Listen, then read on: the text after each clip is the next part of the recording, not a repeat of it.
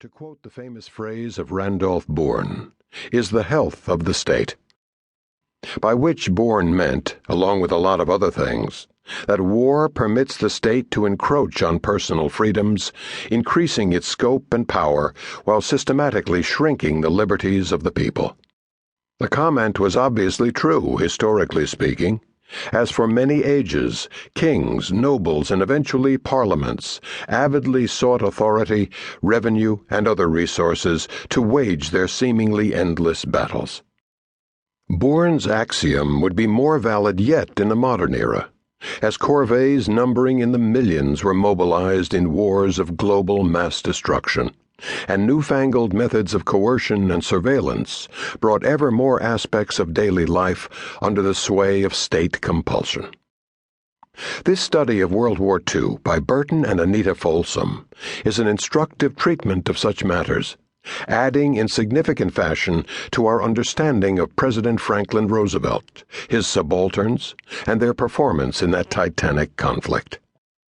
In numerous ways, the picture the Folsoms sketch for us is in stark contrast to the standard histories we've been given dealing with Roosevelt and his conduct of the struggle. It has become fashionable in recent years to speak of the Americans who fought World War II as the greatest generation. For those who stayed to the bitter end at Corregidor, stormed the shores of Normandy, or raised the flag at Iwo Jima, such praise is not excessive. The heroism of the soldiers, sailors, marines, and airmen who fought the battles of Europe and the far Pacific should be remembered as long as there is an American nation. At the level of political diplomatic leadership, however, there is a less edifying story to be told, fragments of which have emerged in piecemeal fashion across the decades from formerly confidential records, official archives, and the memoirs of leading actors in the drama. In this ongoing process of discovery and revision, the authors of the present study have brought together many revealing fragments, and thus made a much-needed contribution to the genre. Though FDR is treated in many histories as a far-seeing statesman waging a great crusade for freedom, the record provided by the Folsoms, backed by their extensive researches, shows us something different. In lack of preparedness during the run-up to the war, while contriving to get us in it, thereafter in many phases of its conduct, and most of all in the end game played out with Soviet dictator Stalin at Tehran and Yalta, Roosevelt made countless tragic blunders, to put the matter no more strongly. In particular, by various wartime stratagems, and by pursuing the post-war policies he favored, he materially increased the strength of the Soviet Union, and so helped consign untold numbers of suffering victims to its despotic rule. While the Folsoms deal with issues of this sort in their discussion, it is in the realm of domestic policy and its impact on the nation that they make their most distinctive contribution.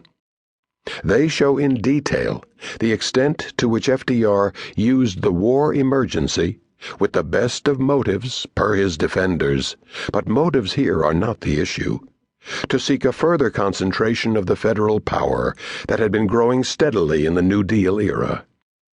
These wartime methods included exorbitant levels of taxation, massive increases in federal spending, a vast proliferation of federal bureaus, controls on prices, production, commerce, energy, and countless other facets of national life, all on the premise that the emergency called for such draconian measures. Here was the health of the state, indeed, on a scale that far exceeded the earlier doings of Woodrow Wilson, which had led Bourne to make his sardonic comment.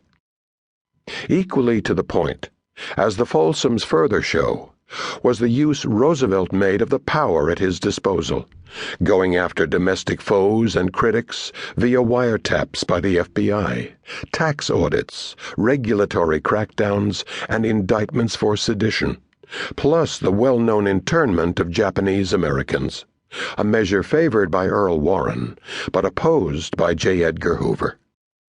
Roosevelt's efforts to punish and silence such opponents as Colonel Robert McCormick of the Chicago Tribune and the Patterson newspaper. To keep listening to this audiobook, I've left you a link in the description so you can do it at no cost thanks to Audible's 30-day free trial.